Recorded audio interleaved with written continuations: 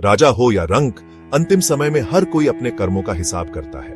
कुछ सुकून से विदा होते हैं तो कुछ पछतावे की आग में जलते हैं, और यह कहानी पछतावे की है। छत्रपति संभाजी महाराज की क्रूरता से हत्या करने के बाद औरंगजेब को लगा मराठा साम्राज्य बिखर जाएगा, लेकिन छत्रपति के बलिदान का बदला लेने के लिए मराठा सरदारों ने फिर से संगठित हुए और मुगलों के खिलाफ संघर्ष जारी रखा।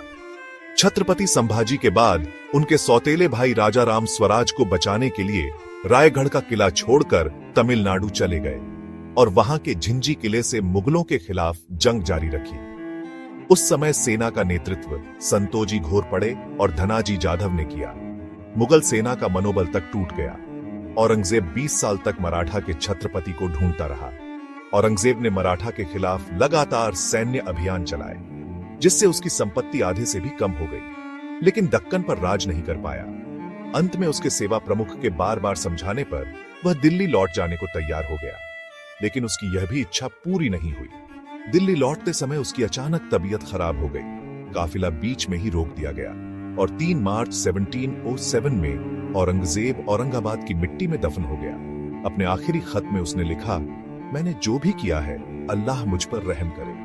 मैं एक बादशाह के तौर पर नाकाम रहा। मेरा इतना कीमती जीवन किसी काम नहीं आया।